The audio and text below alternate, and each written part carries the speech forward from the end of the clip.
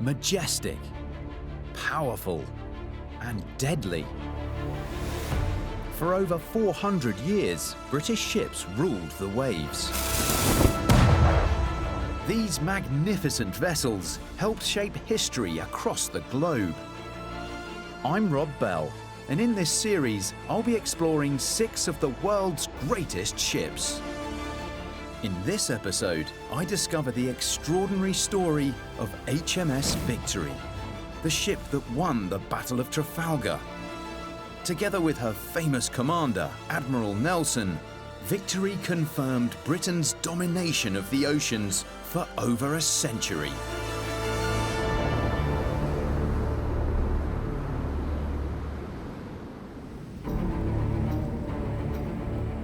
21st of October, 1805. In the waters off the southern tip of Spain, a battle raged that would come to be seen as Britain's greatest ever naval encounter, Trafalgar.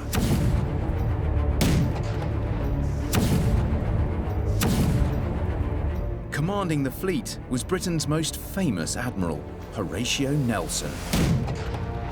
And by early afternoon, he could see the battle might just turn his way. But then, disaster.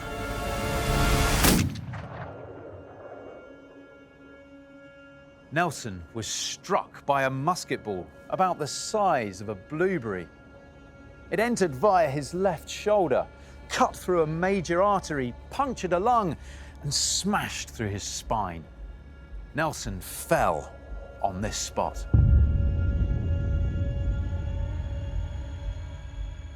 As Nelson's life hung in the balance, the great battle that still raged around him, Trafalgar, would become forever linked with his memory. And central to Nelson's achievement at this legendary battle was the flagship on which he now lay, HMS Victory. The story behind this great ship is almost as extraordinary as that of the Admiral himself. It began here, over 40 years previously, at the Royal Navy's largest dockyards. On the 13th of December 1758, a very important letter from the Admiralty was sent to the very nerve centre of Chatham Dock, the Commissioner's house.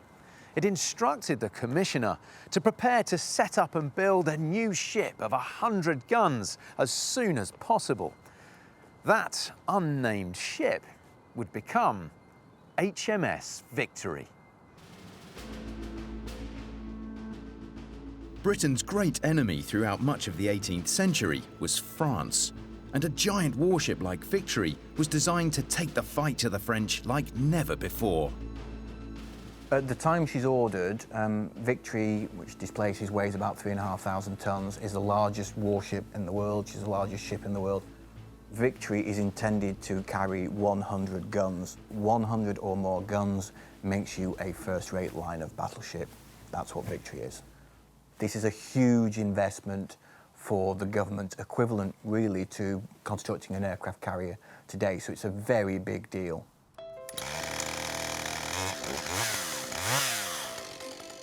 Constructing Victory was a monumental task that required the felling of over 6,000 trees from places like the New Forest in Hampshire. Back at Chatham, hundreds of skilled workmen then set about converting the timber into the thousands of individual components required to build the ship. It meant this vast 400-acre plot was one of the busiest industrial complexes on the planet. And eventually, after 6 long years of work, Victory was finally completed in 1765. Victory was launched from the dock here some 5.5 years after she was commissioned. It was such an important event. The Prime Minister and most of his cabinet attended, and it appears they weren't disappointed. One newspaper wrote that HMS Victory was the largest and finest ship ever built.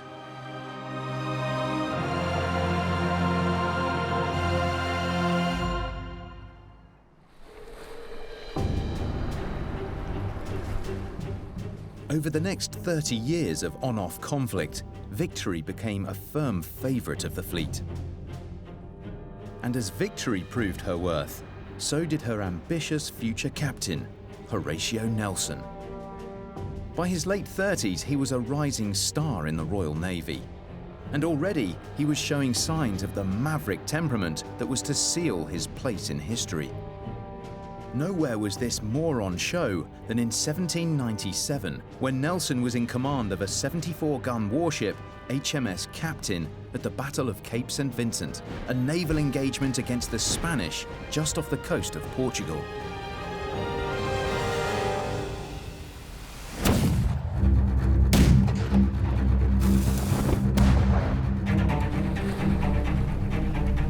After a strong start, the British fleet had the Spanish on the run. From this point, Nelson's orders from his superior officer were simple: pursue the Spanish in an orderly line with the rest of the British fleet. But the young, ambitious Nelson had other ideas. When he saw several Spanish ships break away, he decided to swing out of the line of battle and go after them. He was directly disobeying the orders of a superior and knew that failure could lead to a court-martial. Nelson was effectively gambling his whole career on a single move of death or glory. As Nelson tore away from the British line, he engaged the mighty Spanish warship, the San Nicolas. Ignoring the rulebook again, he personally led the charge on board. Then, when another Spanish ship, the San Jose, attempted to aid her sister ship, Nelson used the first ship as a bridge to board the second, a feat unprecedented in naval history. It was bold, it was reckless, and it was insubordinate, but it made Nelson a star.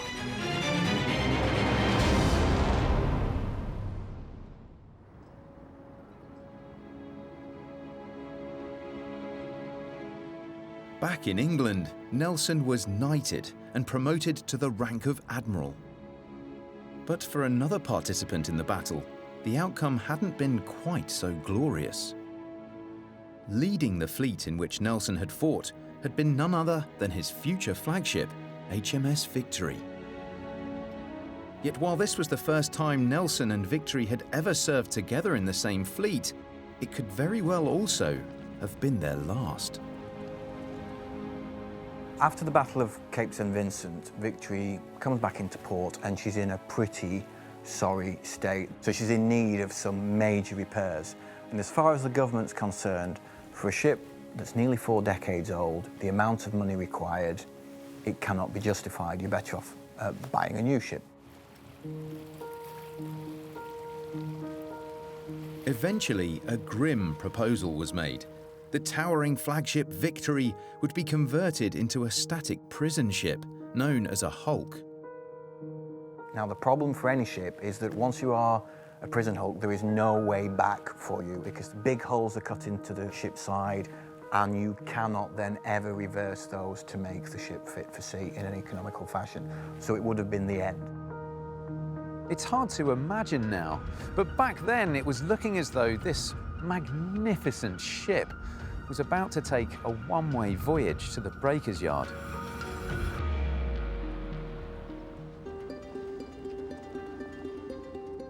Today, HMS Victory is famous for her role as Nelson's flagship at the Battle of Trafalgar. But just 8 years previously, the aging Victory had been declared unfit for service and officially retired from frontline duties. Luckily for Victory, however, developments in Europe soon made it clear that this might be a dangerous time for Britain to be reducing its fleet. Just across the Channel, Napoleon was plotting to expand his empire. Having seized power in 1799, France's new ruler, Napoleon Bonaparte, soon began to carve his way through mainland Europe. The British knew that if left unchecked, this ambitious dictator could one day threaten to invade England itself. With no time to build a new first-rate ship, the order was given to bring an old warhorse out from retirement. HMS Victory was back on the front line. Back at Chatham, Victory began her great repair. It was a vast undertaking that involved the renovation of her stern, 4 new gun ports, and 3 new masts. Yet there was one less obvious component in need of renewal that was vital to almost every working part on the ship: rope. Remarkably, one essential building from Victory's great repair is still in commercial operation today, more than 2 centuries later. This incredibly long 18th century industrial building is the ropery, the world's only surviving rope-making factory from the Age of Sail. To make rope, fibres must be pulled taut as they're wound together. It means roperies, or rope walks, must be as long as the longest length of rope they're designed to make. Perhaps surprisingly, however, it wasn't the rope for the sails that dictated the vast quarter-mile length of Chatham's ropery. As modern-day rope-maker Dave Cheer explains, it was the mechanics of a ship's anchor that determined this building's size. The Admiralty decided that all the British fleet had to anchor in 40 fathoms of water. So to do that, by the time you had the anchor, the capstans and stuff, you need 120 fathoms of rope. Which is what in... Roughly just short of a quarter of a mile. You've got a load of bikes kicking about, is that... Yeah, it's because we're lazy. No, because the building's so long, it speeds up the work process. Because otherwise, obviously, walking back and forward all day, you'd wear yourself out.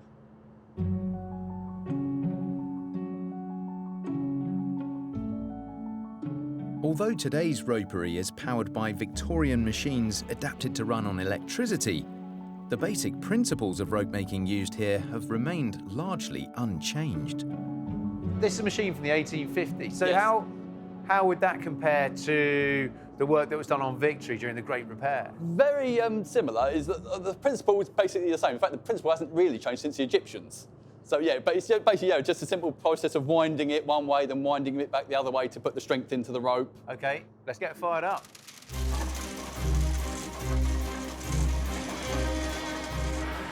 The first stage in the process involves twisting individual yarns of fibre into stronger strands. Only then can 3 of the strands be twisted together to form a single strong rope. It's kind of hypnotic watching this rope being made. What fascinates me, Dave, is just how important the rope that's been produced here for 2 centuries, how important that is on ships like HMS Victory. You know, the importance of having rope that you could put all of your faith in. We're going to do what you needed, when you needed.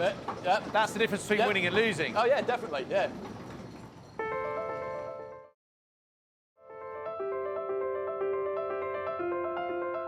Once replacement rope had been made, new sails could finally be fitted.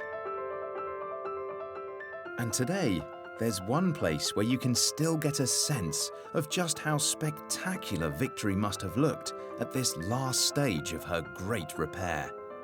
As she stands today, HMS Victory doesn't have all her sails and rigging. This model shows just how extensive that was. It's absolutely mind-boggling. This was built for a 1941 Hollywood film called That Hamilton Woman. More about her later. But it is incredibly accurate. When it had to be, this was the star of the movie's battle scenes. These tiny cannons along the side here could actually be fired. For me, this allows you to appreciate just how complex a vessel HMS Victory was.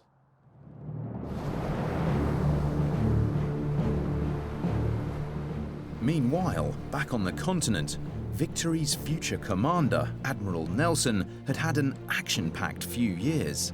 In 1797, as he led an assault on the island of Tenerife, he was struck by a musket ball and had to have his arm amputated. It's said that just half an hour later, he was back giving orders to his men. Then in 1798, Nelson had his greatest success yet at the Battle of the Nile. This famous contemporary cartoon shows the crocodiles of the French fleet being beaten by Nelson with the British Oak of the Royal Navy. Back in England, the victory made him a superstar.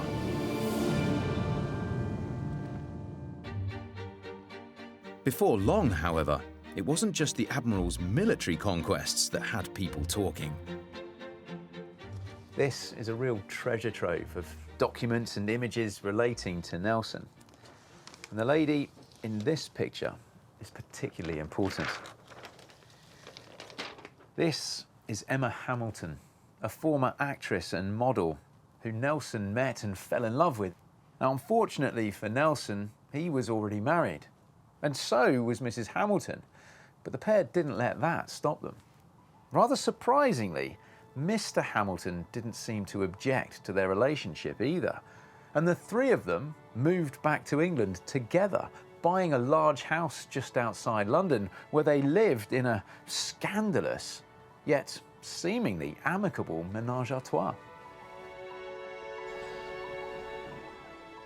Back on the continent, however, a storm was brewing that threatened to break Nelson's unconventional domestic bliss. After a brief peace, war with Napoleon was resumed in 1803.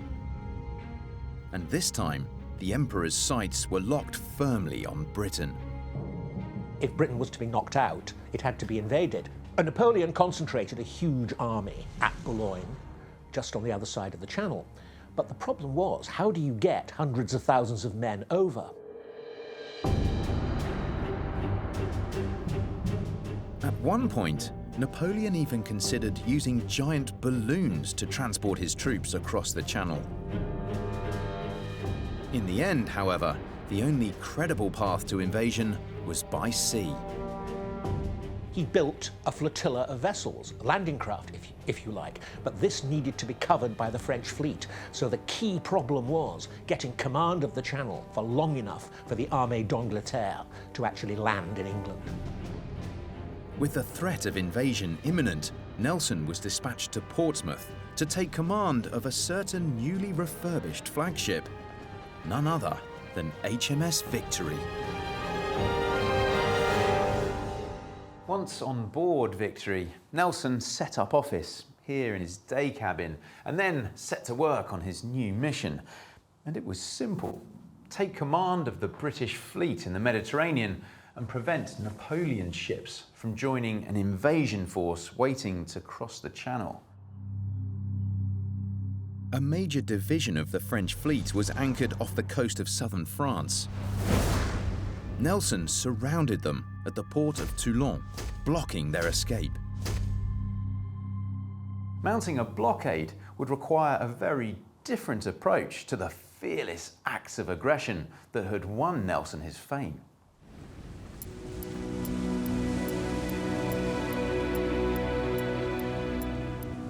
Blockade duty was boring.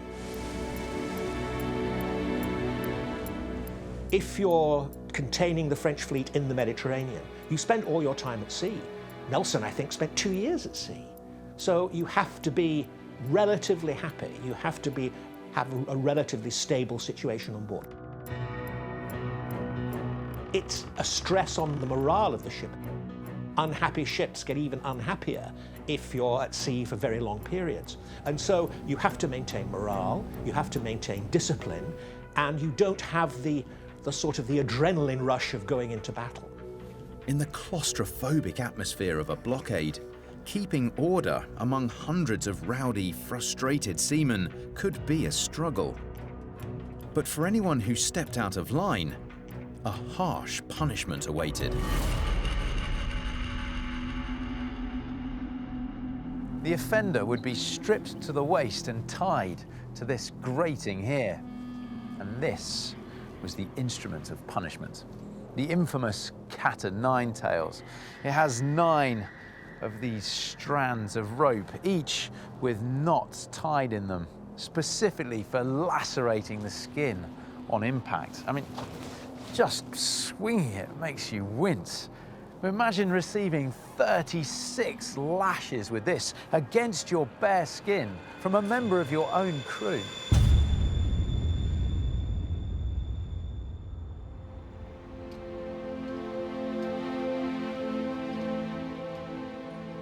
punishments on board Victory may have been harsh, but Nelson was also renowned for taking a deep personal interest in the welfare of his men. Nelson spends a lot of time working to ensure that his crew are healthy and well organised. Part of that is around almost an obsession with diet, fresh vegetables, fresh meat. These guys play with guns that weigh in at 2.5, 3 tons each. They climb masts to handle sails, which are extremely heavy. You have to be in top health to be able to do it well, and that is why diet is so important. Nelson blockaded the French in the port of Toulon for more than 18 months. But then in March 1805, the French fleet made a break for it, with Nelson in hot pursuit. Hoping to lose the British out in the Atlantic, the French planned to then unite back in Europe ahead of an invasion of England. The French are trying to draw off a sufficient number of British ships that they have a chance of controlling the channel. The French evaded the British for several months. Eventually, however, they were intercepted off the coast of northern Spain. From here, they managed to escape yet again, this time southward down the Iberian coast.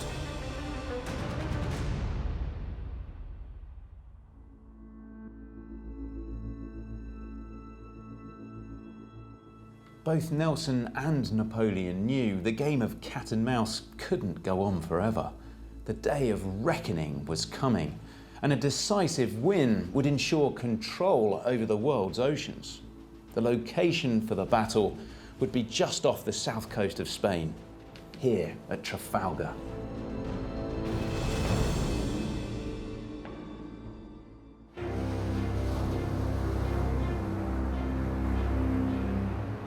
On the 29th of September 1805, HMS Victory and the rest of the British fleet sat at anchor just off the Spanish port of Cadiz, where Napoleon's fleet had sought refuge. It was Admiral Lord Nelson's 47th birthday, and he summoned 15 commanding officers to Victory to celebrate and to outline his battle plans.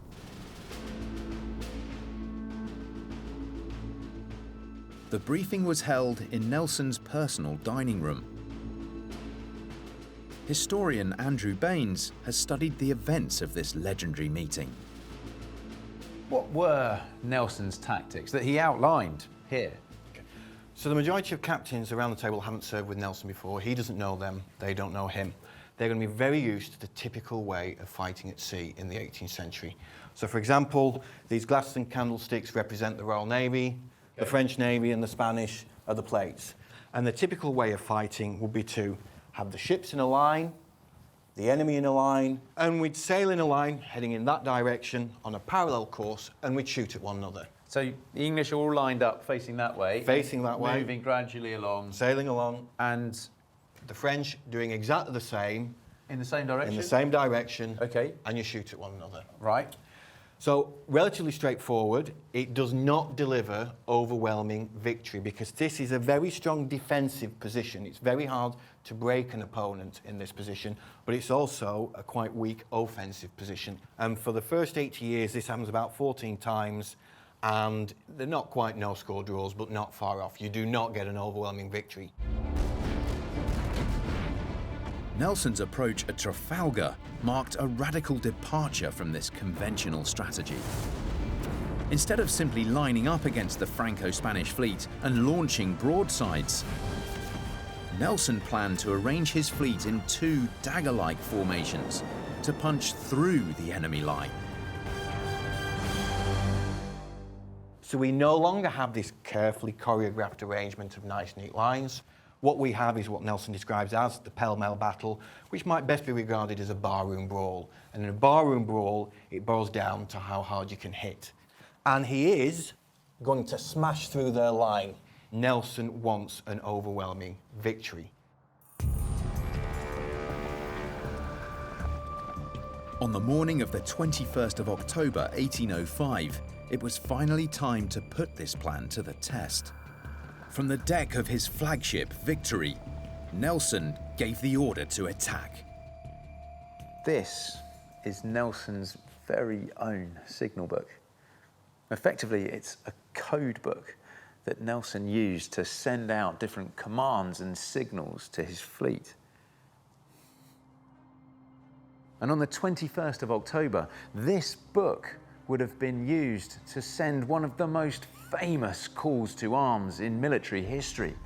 It read, "England expects that every man will do his duty."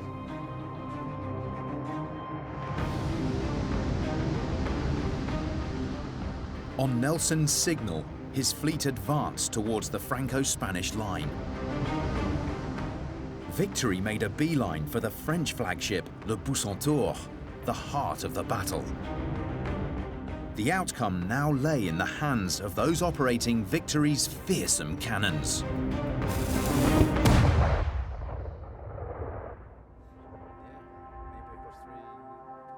I've come to meet historian Paul Patterson to find out why British gunners on ships like Victory were quite so feared. Why was Nelson so confident in the British superiority of their firepower?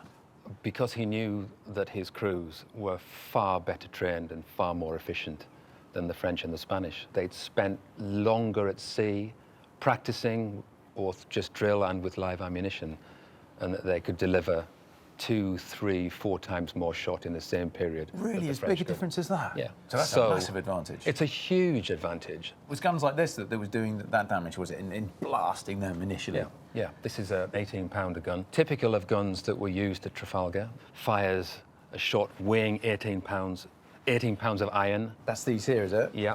Oh, okay, yeah. Yeah. So that's that's an the 18-pounder thing that's shot. coming out of that end, the end of the process. And it would just smash its way through the wood, sending lethal showers of wood everywhere. Operating this mighty weapon in the heat of battle was no easy task. First, a tool called a worm was used to scrape out debris from the previous shot. A sponge was then dipped in water to cool the barrel. A packet of gunpowder was pushed to the back of the chamber before shot was loaded and the explosive ignited. The weight of shot that could be discharged from all 104 of Victory's cannons was so large that it outstripped the entire firepower of Wellington's field guns at the Battle of Waterloo. Just imagine the noise in here on the upper gun deck as all of this artillery, plus that from the 2 gun decks below, were being discharged. Add to that the thousands upon thousands of other guns going off elsewhere in the battle. It's little wonder the Battle of Trafalgar could be heard some 72 miles away on mainland Spain. As the battle began, Victory herself came under brutal volleys of cannon fire.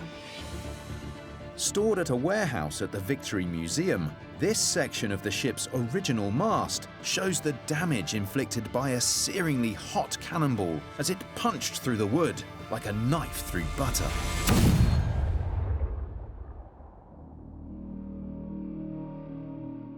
Yet, while conventional round shot might have been well suited to ripping through a ship's mast, destroying other parts of an enemy vessel required a more bizarre form of ammunition. Round shot wasn't the only projectile available at Trafalgar. Expanding shot was specifically for anti-rigging. And you can see as I extend the bars, you can see the serrated edges on each, which when on impact in the rigging would literally rip it to pieces and immobilize the enemy, their ability to maneuver in the sea. And of course the addition to that is it could conceivably fall on any of the troops of the enemy on open deck below. Even those who avoided a direct hit were far from safe. Where cannon shot tore into the ship's wooden structure, the impact on those even several feet away could be deadly. These splinters are extremely needle-like, and the weight of this flying through the air hitting anybody would be enough to seriously debilitate them. Despite the onslaught from enemy artillery, by early afternoon, Nelson's plan seemed to be working. The British headed directly towards the Franco-Spanish fleet, smashing through their line and subjecting them to a punishing barrage of cannon fire. It was during this brutal assault, however, that Victory ran into trouble. Sailing close to an enemy ship, the Redoutable, she became entangled in her rigging. The two ships were locked so closely together that Victory's crew threw buckets of water on the French ship to prevent her catching alight and taking Victory with her. All around, men were suffering the most hideous and sometimes bizarre deaths, none more so than the captain's clerk, Thomas Whipple, who dropped down dead without a mark on his body. It's said that a shot passed so close by his head, it created a vortex and sucked the air out of his lungs, suffocating him where he stood. In this close-quarters style of combat, the superior rate of British cannon fire was still an advantage. Yet with ships locked together, the French could now also make use of one major defensive weapon, the Charleville musket. As you can see, it's quite a formidable thing. Indeed. It's got a flintlock mechanism. Okay, Yeah. oh, this is our mechanism here. This is the lock mechanism. Yep. Yeah, it's got a flint, right, which, when you pull the trigger, strikes this thing called the frizzen, pushes it forward, creating sparks which drop into the pan, which fire the charge in the barrel. So that's flint on the metal, Yeah. spark comes up, and exactly. then bang, away you go. Exactly. So what were the French tactics with their muskets on board? You might have had small groups of men equipped with these who were volley firing into groups of soldiers on the deck. And you might have had one or two up in the rigging that were looking down on the opposite deck, picking out targets. If you think about it, 30 meters away, you've got a fair chance of an accurate shot, even on a rolling ship. And so you would have had a number of sharpshooters in key positions looking for targets on the deck. Looking for key targets, possibly? Yes, Yeah. absolutely. It wasn't long before one French marksman found just such a target. At 1:15 at the Battle of Trafalgar, a French sharpshooter high up in the mizzen-top of Le Redoutable spied Lord Nelson pacing the quarterdeck. He raised his Charleville musket, took aim, and pulled the trigger. And you can just imagine his reaction as this ordinary French musketeer saw the great Lord Nelson, famed throughout Europe, drop to the deck. Panic erupted. If word got out that the Admiral had been shot, the effect on the British fleet could have been fatal. The biggest concern for Nelson is around morale. So Nelson instructs that his face and his medals are covered with a handkerchief in case news should make its way through Victory that something's happened to him. A still conscious Nelson was rushed down to the ship's lowest and safest deck, the orlop. It was here in the depths of the orlop where Victory's surgeon worked in a terrifying battle operating theatre, deciding in an instant who was past help and who might be saved, using his own trusty instruments. This is a 19th century naval surgeon's toolkit. Operations during battle would have been brutal. Amputations were commonplace. With only a weak anaesthetic like laudanum, a pad of leather to bite down on, and a trusty saw here. A good ship surgeon could perform an entire amputation in under 90 seconds. But you can only imagine what that would have looked like. It would have been carnage down here.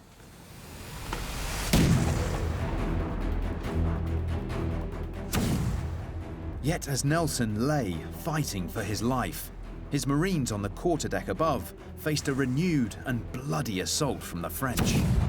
In the fight that followed, more than a dozen were slaughtered before another British ship, the Temeraire, mowed down the invaders with a torrent of this canister shot, effectively a giant shotgun cartridge, which was devastating against the human body at close range. All around, the carnage was horrific, and by the end of the battle, every sailor who'd served on these decks was either killed or injured. Back below deck, the ship's surgeon was beginning to realise the seriousness of Nelson's injury. The musket ball that had hit his left shoulder had also hit his lower spine, causing inoperable damage. Without their admiral, the only chance of victory for the British now lay in the strength of the dying Nelson's plan. When Nelson was brought before Victory's surgeon down here on the orlop deck, the Battle of Trafalgar was a little over an hour old. And as the British fleet's brilliant, charismatic commander lay here, slowly dying, the outcome of the battle hung in the balance.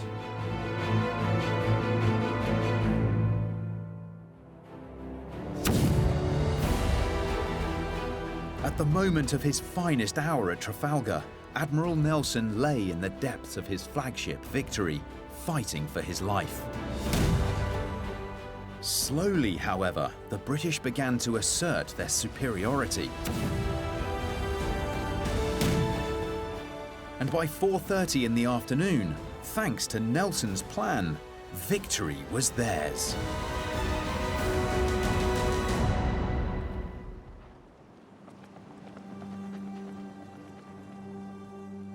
For the Franco-Spanish fleet, it was an especially bloody defeat.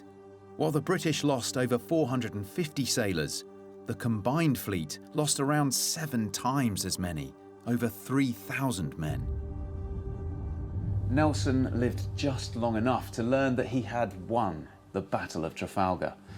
His final words are the subject of a huge debate, but 3 witnesses to his death reported that he did indeed ask his captain, Hardy, to kiss him.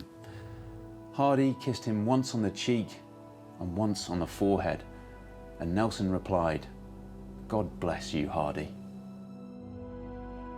Nelson's body was shipped back to England in a cask filled with brandy to preserve the corpse.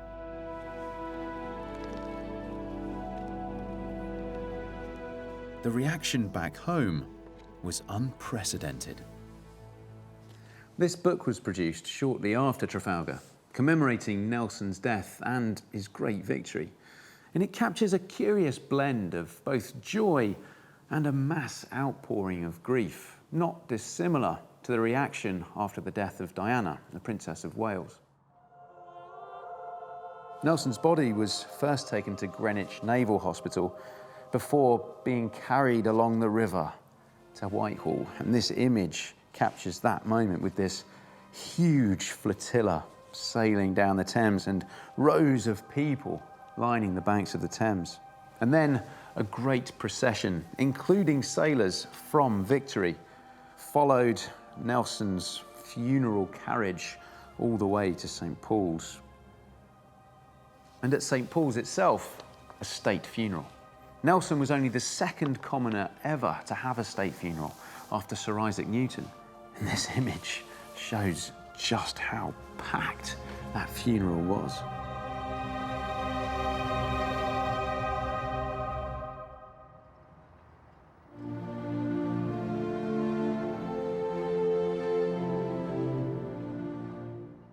Nelson was given permanent memorials up and down the country.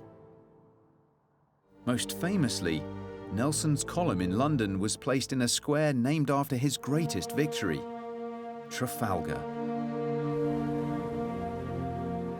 Despite all this celebration, however, Nelson's victory didn't end the wars with France. It wasn't until the Battle of Waterloo, 10 years later, that Napoleon would finally be defeated. So why did Nelson and Trafalgar become such a vital part of Britain's national story? Strategically, Trafalgar's important Indeed, it helps maintain British command of the sea, so Napoleon will have to build a huge new fleet if he's going to threaten invasion again. But its symbolic, its sacramental importance is even more so. It symbolises the quality of the Royal Navy. It symbolises the fact that the Royal Navy is the dominant force at sea and will remain so for another 100 years or more.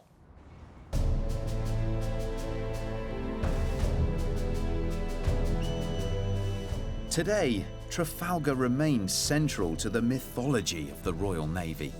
And perhaps the most obvious sign of its continued importance is that, remarkably, Victory is still a fully commissioned warship.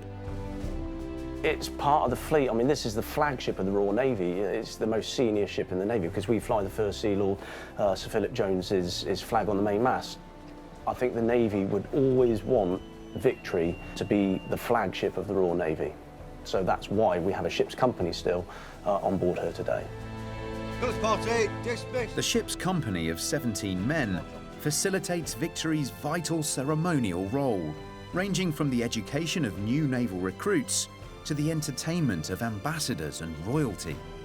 I think it's a privilege. I've been on it 4 years now. You are walking in the same places where history was made, and it is really cool and unique to be able to do that. There are plenty of buildings as old as HMS Victory, but ships, especially warships this ancient, are another matter. The continued existence of a ship from 1765 is little short of a miracle and makes Victory utterly unique.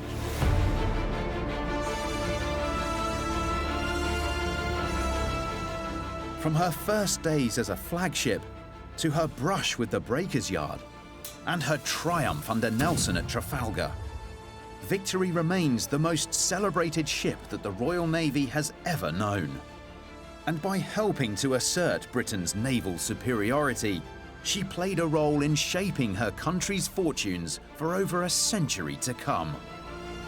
She is an astonishing survivor who helped change the world.